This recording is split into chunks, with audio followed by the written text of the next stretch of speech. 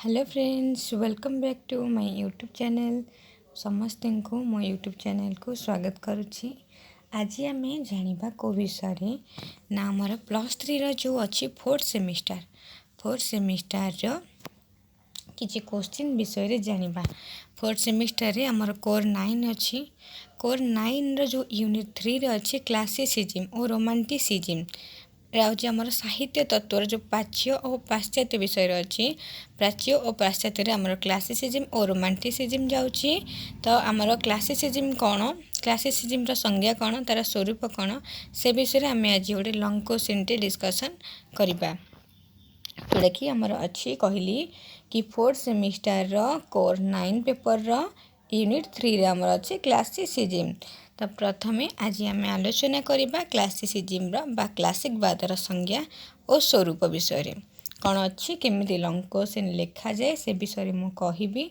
Classicism विषय तार संज्ञा कौन, तार स्वरूप कौन, केमी लंग क्वेश्चन लिखा जाए, केमी उपक्रम दिज्व, केमी उपसंहार दिज्व, से विषय सब कहबी। भिडियोटी को स्किप न करके शेष पर्यंत देखंतु। आउ जो माने चैनल को प्रथम थर पई आसीचंती, चैनल को सब्सक्राइब करके पाखे थे बेल आइकन को ऑल सेट कर दिंतु, जहाँ फल कि ए भलिया +3 जितक भी जहाँ अच्छी आमर सेमेस्टार कोर पेपर सबूर वीडियो एथरू पाई परिबे। तो चलो देरी न करिकी आम आरंभ करबा और देखिबा क्लासिकवादर संज्ञा और स्वरूप कौन अच्छी।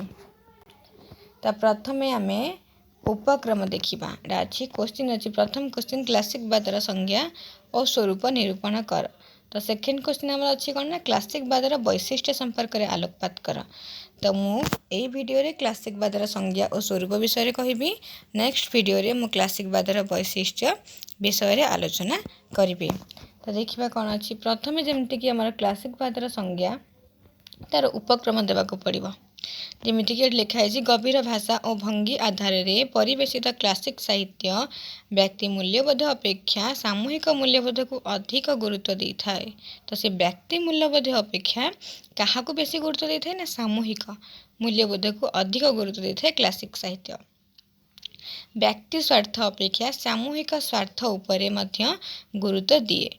चिरंतन सौंदर्यबोधर परिप्रकाश एहार लक्ष्य।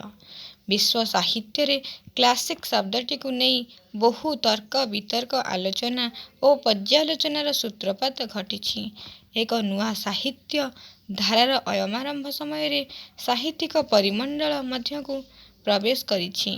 क्लासिक दृष्टिभंगी को नहीं साहित्य सृष्टि होइछि। जीवन प्रति सूक्ष्म और जटिल दृष्टिभंगी प्रकाश पाई। कल्पना अपेक्षा बौद्धिकता सुस्पष्ट माधुर्य यार वैशिष्ट्य रूप प्रतिभात होइछि। ये सब प्रसंग को आधार करी बा आधार कले जना जाए जे क्लासिकवादर अध्ययनर आवश्यकता रही। तो ये थिला क्लासिकवादर कौन ना उपक्रम। उपक्रम आमर जहाँ भी लिखा जेकोसी भी क्वेश्चन लिखा ताको गोटे पारा भलिया हम ताको उपक्रम देवाक पड़ी थाए। तापर आमर विषय वस्तु कौन अच्छी, से कौन पचार कौ विषय से पचार से विषय आमको लिखा पड़ो। जमीती कि आमर क्वेश्चन कौन अच्छी क्लासिकवादर संज्ञा और स्वरूप निरूपण कर। तो क्लासिकवादर संज्ञा आम लिखा कि पूर्वर क्लासिक कौन, क्लासिकवादटा कौन आमको से विषय उपक्रम देवाक पड़ी थाए। तो उपक्रम विषय समस्ते क्लीयर है। तापर आम जा कौन ना क्लासिकवादर संज्ञा। क्लासिकवादर संज्ञा कौन अच्छी देखा। क्लासिकवादर संज्ञा अच्छी क्लासिक और रोमांटिक साहित्य राज्यर दुईटी बहु प्रचलित शब्द। यही शब्दद्वय को नहीं बहुत तर्क वितर्क आलोचना समालोचनार उत्पत्ति ए पर्यंत यार अंत घटी नहीं। समालोचना परे ए शब्दद्वय दुईटी पृथक धारणा और दुईटी पृथक मतवादर रूप देइछि। तापर कौन अच्छी ना क्लासिक देखिबा कौन कौन सब अच्छे। एक पॉइंट रे हमर कौन अच्छी तार संज्ञा सब को माने कौन मत दीचंती केमती कौन तार संज्ञा सब देखिबार अच्छे बे। लैटिन भाषा रे क्लासिक शब्दर अर्थ क्लान ग्रुप सब डिविजन को बुझाउ थाए। तो लैटिन भाषा रे क्लासिक रे अर्थ कौन कौन सब बुझाउ थाए ना क्लान ग्रुप सब डिविजन ये सब को बुझाउ थाए। यही शब्द समूह तत्कालीन समयर ଆଲେକ୍ଜାଣ୍ଡ୍ରିଆ ପାଠାଗାରର ଗବେଷକ ଓ ପଠିତ ଯେଉଁମାନେ ବିଭିନ୍ନ ବିଭାଗର ଲେଖକମାନଙ୍କର କୃତି ସବୁକୁ ଅଲଗା କରି ସଜାଇ ରଖୁଥିଲେ ସେମାନଙ୍କ ନିମନ୍ତେ ଉଦ୍ଦିଷ୍ଟ ଥିଲା। ତ ଇଏ ଗଲା ଲାଟିନ୍ ଭାଷାରେ ଆମର କ୍ଲାସିକ୍ ବାଦ କ'ଣ। ତାପରେ ଆସିଲା ଫରାସୀ। ତାପରେ କ'ଣ ନା ଫରାସୀ ଭାଷାରେ ଆମର କ୍ଲାସିକ୍ ଶବ୍ଦ କ'ଣ ଜାଣିବା। ତ ଫରାସୀ ଭାଷାରେ କ୍ଲାସିକ୍ ଶବ୍ଦ କ୍ଲାସିକ୍ କ୍ୟୁ ଶବ୍ଦର ଉତ୍ପତ୍ତି। ଫ୍ରାନ୍ସରେ ଚତୁର୍ଦଶ ଲୁଇଙ୍କ ରାଜତ୍ୱ ସମୟକୁ କ୍ଲାସିକ୍ ଯୁଗ ନାମରେ ଅଭିହିତ କରାଯାଉଥିଲା। ତ ଫ୍ରାନ୍ସରେ କ'ଣ ହେଉଥିଲା ନା ଚତୁର୍ଦଶ ଲୁଇ ଯିଏ ଅଛନ୍ତି ତାଙ୍କ ରାଜତ୍ୱ ସମୟକୁ କ୍ଲାସିକ୍ ଯୁଗ ବୋଲି କୁହାଯାଉଥିଲା। ତତ୍କାଳୀନ ସମୟରେ ଫରାସୀ ଲେଖକଗଣଙ୍କ ଦ୍ୱାରା ରଚିତ ହୋଇଥିବା ଗ୍ରନ୍ଥକୁ ଲକ୍ଷ୍ୟ କରି କ୍ଲାସିକ୍ ଶବ୍ଦର ବ୍ୟବହାର କରାଯାଇଥିଲା। ତ ଏଥିରୁ କ'ଣ ଜଣାଗଲା ନା ଏଥିରୁ ଜଣାଗଲା ଯେ ସ୍ୱତନ୍ତ୍ର ଶ୍ରେଣୀର ଗବେଷକ ଓ ସାହିତ୍ୟିକ ସମାଜର ପ୍ରତିପତ୍ତିଶାଳୀ ଓ ଧନବାନ ବ୍ୟକ୍ତିଙ୍କ କ୍ଷେତ୍ରରେ କ୍ଲାସିକ୍ ଶବ୍ଦର ପ୍ରୟୋଗ କରାଯାଉଥିଲା। ପରବର୍ତ୍ତୀ ସମୟରେ ସାହିତ୍ୟ ରାଜ୍ୟରେ କ୍ଲାସିକ୍ର ଅନୁପ୍ରବେଶ ଘଟିଥିଲା। ଚିରନ୍ତନ ଓ ଉଚ୍ଚାଙ୍ଗ ମୂଲ୍ୟବୋଧ ଧର୍ମୀ ସାହିତ୍ୟ କୃତିକୁ କ୍ଲାସିକ୍ ସାହିତ୍ୟ କୁହାଗଲା। ତ କ'ଣ କୁହାଯାଇଥିଲା ନା ଯେଉଁ ସମାଜର ପ୍ରତିପତ୍ତିଶାଳୀ ବା ଧନବାନ ବ୍ୟକ୍ତିଙ୍କ କ୍ଷେତ୍ରରେ ଆମର କ୍ଲାସିକ୍ ଶବ୍ଦ ପ୍ରୟୋଗ କରାଯାଉଥିଲା। ତାପରେ କ'ଣ ଅଛି ଦେଖିବା। ଖ୍ରୀଷ୍ଟପୂର୍ବ 2ୟ ଶତାବ୍ଦୀରେ ଅଭିଜାତ ବର୍ଗର ସାହିତ୍ୟିକଙ୍କ ସୃଷ୍ଟିକୁ କ୍ଲାସିକ୍ ସାହିତ୍ୟ କୁହାଗଲା। ତାପରେ ପୁଣି କ'ଣ ହେଲା ନା ଖ୍ରୀଷ୍ଟପୂର୍ବ ଯେତେବେଳେ 2ୟ ଶତାବ୍ଦୀ ଆସିଗଲା ସେତେବେଳେ ଆଭିଜାତ୍ୟ ପୁଣ୍ୟ ଯେଉଁ ଲୋକମାନେ ଅଛନ୍ତି ସେମାନଙ୍କର ସୃଷ୍ଟିକୁ କ୍ଲାସିକ୍ ସାହିତ୍ୟ ବୋଲି କୁହାଗଲା। ତାପରେ କ'ଣ ନା ଏହି ସମୟରେ ସାହିତ୍ୟିକ ଓଲାସ୍ ଗେଲିୟସ୍ ନିଜ ରଚନାରେ ଆଭିଜାତ୍ୟ ବର୍ଗର ଲେଖକ ଓ ସାଧାରଣ ବର୍ଗର ଲେଖକଙ୍କ ମଧ୍ୟରେ ପ୍ରଭେଦ ଦର୍ଶାଇଥିଲେ। ତ ସିଏ କିଏ ନା ସାହିତ୍ୟିକ ଓଲାସ୍ ଗେଲିୟସ୍ ସିଏ କ'ଣ କଲେ ନା ସାଧାରଣ ବର୍ଗର ଲୋକ ଆଉ ଆଭିଜାତ୍ୟପୂର୍ଣ୍ଣ ବର୍ଗର ଲୋକମାନଙ୍କ ମଧ୍ୟରେ ପାର୍ଥକ୍ୟ ଦର୍ଶାଇଲେ। ପ୍ରାଥମିକ ପର୍ଯ୍ୟାୟରେ ଏକ ନିର୍ଦ୍ଦିଷ୍ଟ ଶ୍ରେଣୀର ଜନସାଧାରଣଙ୍କ ନିମନ୍ତେ ଆଭିଜାତ୍ୟ ବର୍ଗର ଲେଖକମାନଙ୍କ ରଚିତ ସୃଷ୍ଟିକୁ କ୍ଲାସିକ୍ ସାହିତ୍ୟ କୁହାଯାଉଥିଲା। ସମୟକ୍ରମେ ଏହି କ୍ଲାସିକାଲ ସାହିତ୍ୟ ସକଳ ଜନସାଧାରଣଙ୍କ ପାଖରେ ପହଞ୍ଚି ପାରିଲା।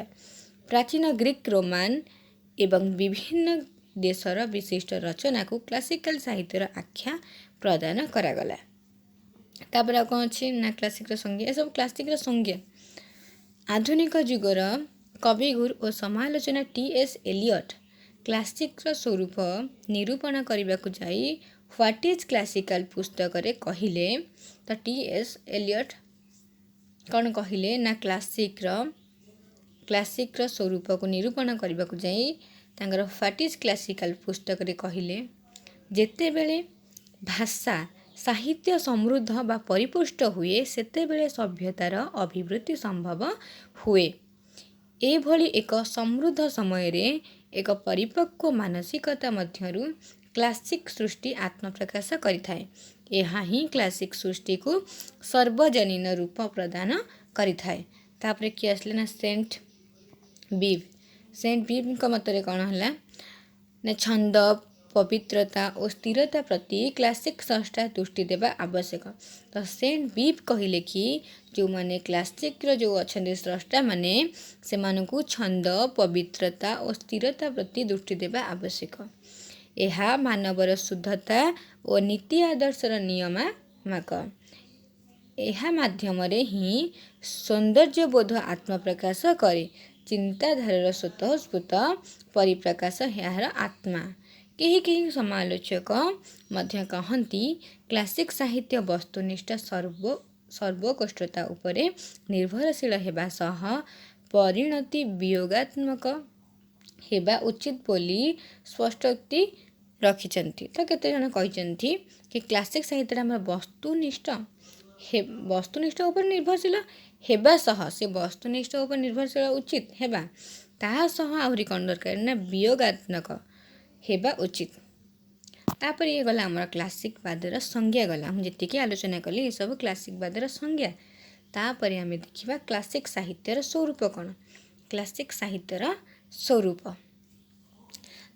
ତ ଏହାର PDF ଯେଉଁମାନେ ବି ପାଇବାକୁ ଚାହିଁବେ मु आमर जो अच्छी टेलीग्राम ग्रुप से जॉइन हो जातु से जॉइन हो गला परे मु पीडीएफ सेंड करदेवी वीडियोटी समस्ते देखिए जहाँफल कि बुझीपारे क्लासिक साहित्य विषय में कहीं एबे भी जो मैंने पढ़ुछ जदि पीजी प्रिपेयर होदी से मैंने पीजी प्रिपेयर होते क्लासिक बाद रोमांटिक बाद को भल भाव में पढ़ ये क्वेश्चन आसूसी सेमती बुले बंगी क्वेश्चन कर तो मुंड पागल हो तो से एबेठू तुम पढ़ुच ना तो एबेठू यदि पढ़ुच तुमको ये क्लासिक साहित्य रोमांटिक सिजिम जो क्लासिसिज्म ये सब को भल भाव में बुझा पड़ो भल भाव में पढ़ा पड़ो मन रखा भी पड़ो तो जी आम ए क्लासिक साहित्यर स्वरूप पाखक तो प्राचीन परंपरा और ऐतिह्य भली उच्चतर सत्य हेउची क्लासिक साहित्यर प्राण अपूर्व कारुकार्य एवं विभिन्न कलाकृति सहित क्लासिक साहित्य तुलनीय क्लासिक साहित्य शाश्वत भावधारा सत्य शिव सुंदर निरंजना करे संसारर रूप वैचित्र क्लासिक साहित्यर विस्तृत परिमफल मध्य रूपायित होता है। तापरे आमर जो पॉइंट एमती अच्छी तो जी चाहिए तुम पॉइंट देकी भी लिखिपार जमीक क ख ग घ सब ओडिया ट्राए कर एक दुई जो दौच 1 2 3 एमती दौच तो सीटा जिते चेष्टा कर क ख ग घ देकी लिखा चाहिए भी क ख ग घ देकी तुम लिखिपार जो मुझे गोटे गोटे पारा करची जेहेतु गोटे स्वरूप तो किसी स्वरूप गोटे गोटे पारे लिखा पड़ो आ सबुठ गोटे कथा मन रख कि आमर ओडिया जो मैंने भी लिखुच केवे गोटे क्वेश्चन को लंग करके लिखबनी देख केमती लिख क्वेश्चन टी को पारा पारा वाइज करके लिखिले बेटर हम तो पारा पारा कले कौन ना से मैंने देखिए ठीक कि हाँ पिलाटा एमती पारा पारा करके लिखी आउ जब तुम पूरा गोरु गाई भाया लिखिज ना पूरा गोटे पारा जमती गोटे पेज पूरा लिखिज सेमती हेले तुम प्रति इम्प्रेशन खराब हे सेमती भल ही हम ना तो से जो गोटे पारा तुम जो लिखिदेव ताकू तुम दीटा पारा करदेव कि 3टा पारा पूरा पार्ट पार्ट करदेव पारा करके जमीक मुझे लिखी पारा पारा करके ये भाया कले इम्प्रेशन भल हम छोट छोट पारा हम भी देखा सुविधा हम तो ये सब अच्छी तापर पारे क्लासिक साहित्य सर्वदा ये सब अच्छी तार कौन ना स्वरूप स्वरूप पर तार उपसंहार टी देदेव देकी एंड करदेव तो मुझे भावुची कहि सब पार्ट पार्ट करके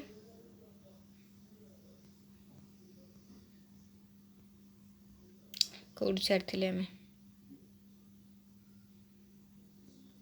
ये पैराटू पढ़ते रूप मध्य रूपायितर परिकल्पना क्लासिक साहित्य ही संभव होता है व्यक्तिगत भावना को एथिरे परिहार करी सामूहिक चेतना उपर प्राधान्य दि जाए सामयिक आनंद प्रदान अपेक्षा चिरंतनर आनंदर परिप्रकाश उपर क्लासिक स्रष्टा गुरुत्व देथिबारु एहार एक सार्वकालीन आवेदन रही सेथिपाई क्लासिक स्रष्टा एक निर्दिष्ट मान दे गति करे बहु कहानी किंवदंती इतिहास पुराणर परिकल्पना क्लासिक साहित्य समृद्ध तापर कौन अच्छी ना क्लासिक साहित्य सर्वदा निर्माणकर्तार भूमिका निर्वाह करिथाए मात्र से भविष्य वक्ता नुहे मनीषर महनीय गुणावलीर चित्र अंकन मनुष्यतर प्रतिष्ठा आदर्श और नैतिकतार द्वाही दे मानववादर प्रचार और प्रशस्तिकरण उपर क्लासिक स्रष्टा गुरुत्व देइथाए सेथिपाई जीवन जंत्रणु मुक्ति पाइबा पाई पलायनवादी दृष्टिभंगी को क्लासिक स्रष्टा परित्याग करी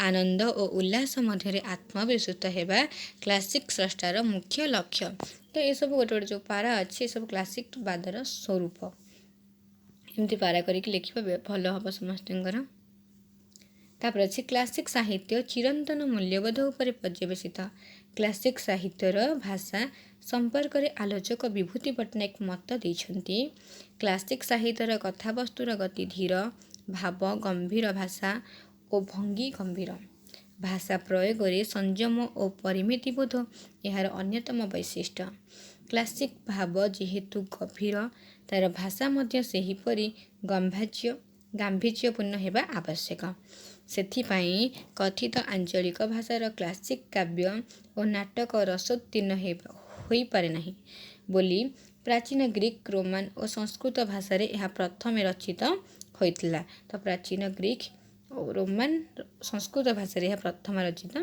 ହୋଇଥିଲା। ତାପରେ ଅଛି ପରମ୍ପରା ଓ ଐତିହ୍ୟବୋଧକୁ ଜାବୁଡ଼ି ଧରିଥିବା କ୍ଲାସିକବାଦ ସାମାଜିକ ପ୍ରକ୍ଷେପଟରେ ଧୀରେ ଧୀରେ ବଦଳି ଯାଇଛି। ଗଭୀର ଭାବ ସାଙ୍ଗକୁ ଗାମ୍ଭୀର୍ଯ୍ୟପୂର୍ଣ୍ଣ ଭାଷା କ୍ଲାସିକ୍ର ଚିରନ୍ତନ ଆବେଦନକୁ ଧରି ରଖିବାକୁ ସମର୍ଥ ହୋଇପାରି ନାହିଁ। ମଧ୍ୟଯୁଗୀୟ ଧର୍ମବିଶ୍ୱାସ ଓ ଲାଟିନ୍ ଭାଷାର ବହୁଳ ପ୍ରୟୋଗ ମଧ୍ୟରେ କ୍ଲାସିକ୍ ସାହିତ୍ୟର ଅଭିବ୍ୟଞ୍ଜନା ନିମିତ୍ତ ପର୍ଯ୍ୟାପ୍ତ ସୁଯୋଗ ସୃଷ୍ଟି ହୋଇପାରିଲା ନାହିଁ। ତାପରେ କ'ଣ ଅଛି 1453 ଖ୍ରୀଷ୍ଟାବ୍ଦରେ ଗ୍ରୀକ୍ ସାମ୍ରାଜ୍ୟର ପତନ ଘଟିଥିଲା। ଗ୍ରୀକ୍ର ପ୍ରଫିତମାନେ ଇଟାଲୀ ପଳାୟନ କଲେ।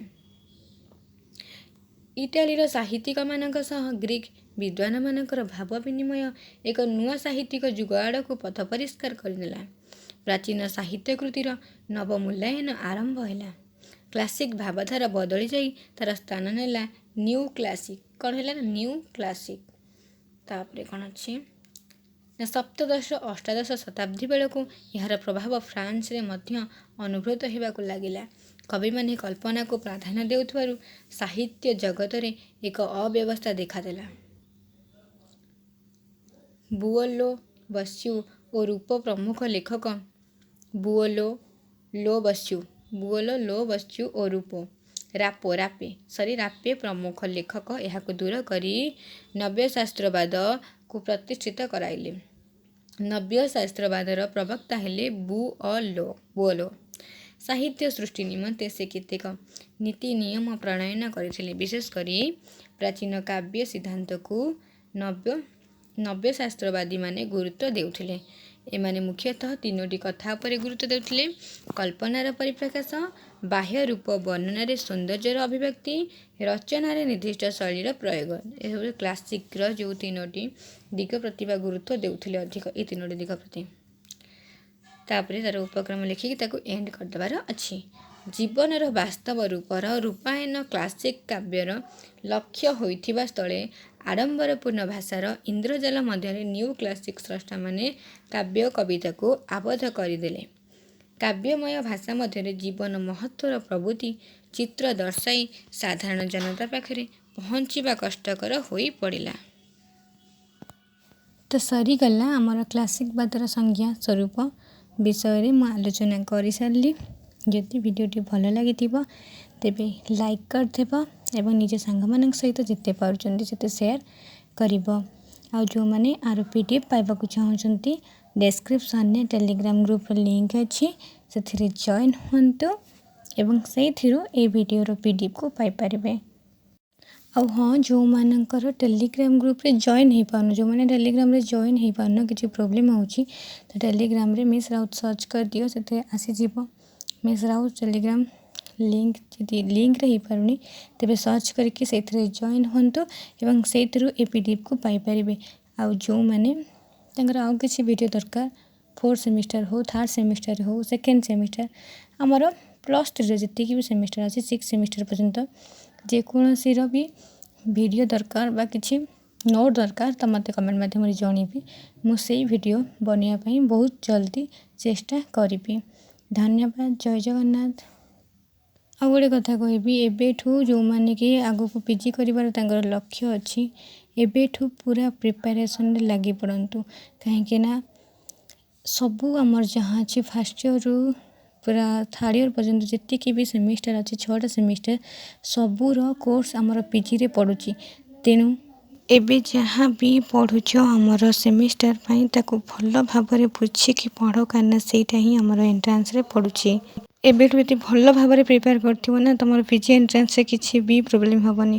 ତେଣୁ ମୁଁ ବାରମ୍ବାର ସମସ୍ତଙ୍କୁ କହୁଛି ଏବେଠୁ ଯାହା ବି ପଢ଼ୁଛ ତାକୁ ଭଲ ଭାବରେ ବୁଝିକି ମନେ ରଖିକି ପଢ଼, ଯେଉଁଟାକି ଆଗକୁ ତୁମର କାମ ଦେବ। ତୁମେ ଭାବିବ ଯେ ଆମେ ପଢ଼ିଦେଲୁ 1st ସେମିଷ୍ଟର କି 4th ସେମିଷ୍ଟର ମୋର ସରିଗଲା ତ ସରିଗଲା ସେ ପାଠ, କିନ୍ତୁ ନା 4th ସେମିଷ୍ଟର ସରିଲେ ବି ସେଇଟା PG ଏଣ୍ଟ୍ରାନ୍ସରେ ଆସୁଛି ସେସବୁ କୋଶ୍ଚିନ୍, ତ ତାକୁ ପୁରା ମନେ ରଖିବାକୁ ପଡ଼ିବ ଏଣ୍ଟ୍ରାନ୍ସ ପର୍ଯ୍ୟନ୍ତ। ତ ଆଶା କରୁଛି ଭିଡ଼ିଓଟି ସମସ୍ତଙ୍କ ପାଇଁ ଉପଯୋଗୀ ହେଇଥିବ। ଧନ୍ୟବାଦ। ଜୟ ଜଗନ୍ନାଥ।